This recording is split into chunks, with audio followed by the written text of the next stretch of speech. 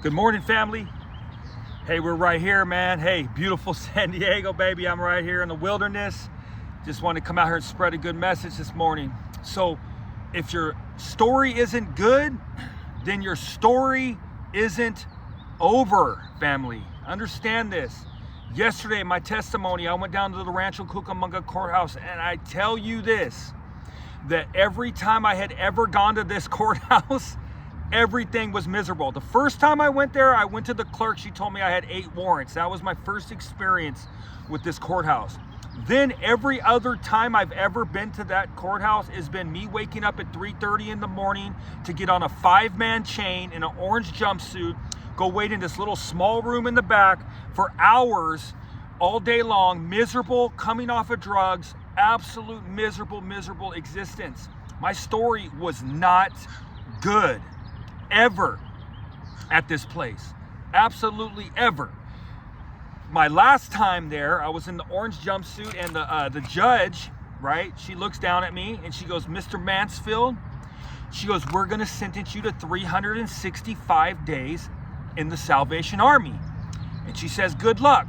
Now, I had been in jail now for like 90 days, so I really wanted to get to the program, so I was super excited. So I was able to go back to the jail. They said, "Monty, roll it up." I grabbed my stuff, and I got out of there, and they took me down to the Salvation Army, which is the best place I could have ever gone in my entire life. It was like God put me in the place that I had needed, because after my baseball career, I could not figure out how to live life. I had been going from stadium to stadium, and I had been living a lifestyle of yes, and I did not know how to start at the bottom. I couldn't be humble. I had arrogance and all these things to where I could not start at the bottom of a regular job. I was miserable clocking in every day at FedEx to this box every day, the same place, because my whole life I had gone from hotel to hotel, city to city. I had traveled. I had been all over the place, right?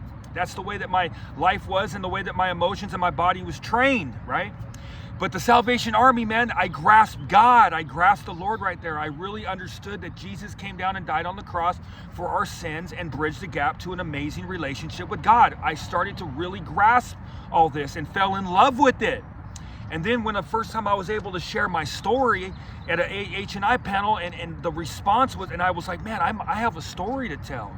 I have a story to tell. And I was so ashamed of my life, because where my life had gone from pro baseball to homelessness and drug addiction and crime and all that, I was so embarrassed. But miraculously, like I say, God turned everything around to give me this story to help save lives. That's why I wake up on fire every single day to share the good news, family, because I was given this gift by God to share a message. And as long as I stay clean and sober and keep the needle out of my arm, people will listen, because so many people are struggling with drug addiction. So many people are struggling out there in the dark. So it's my duty to save lives, family. But the Salvation Army, working 9-hour days, taught me how to work, how to be humble, how to start at the bottom. I hung clothes for the first 30 days there, looking at the clock. Then I was able to get out on trucks, which was absolutely amazing. We went to other houses and grabbed donations in these nice areas, went to lunch with the driver. Man, it was just an amazing experience of fellowship. Started spreading the good news and fell in love with Jesus Christ and the Lord, right? So like I said, if your story isn't good, then your story isn't over. Yesterday, 4 years, I'm coming up on 4 years clean and sober on the 1st. Yesterday, I went back to the Rancho Cucamonga courthouse, and I was able to get the closed documents on like 20 cases that I've completed. A couple of them I still owe restitution on, but I work a job now. This is cleaning up the wreckage of my past. I work a job, and I'm able to pay that off. You know, I'll do a little payment plan, bing, bang, boom. We're good. But I just can't believe that the Lord literally, like, if your story isn't good, then your story isn't over, family. I keep walking with God, and He's turning all these bad days into powerful days of my life. And each situation, I've been able to go back to that area, clean and sober, to my buddy's mom's funeral, and I've been able to like totally redeem that whole area, because it was miserable, that area. I was a junkie in that area. But now going back clean and sober, I've like redeemed that city. Like, I actually think that Upland and Rancho and Ontario, I feel like they're beautiful cities now, when I used to be miserable because all I used to do was hide in the dark over there and commit crime and do drugs and be around the worst people. Now I'm around good people, right? And I'm able to go back into that city, and now I see how beautiful it is, man. It's just an absolute amazing transformation.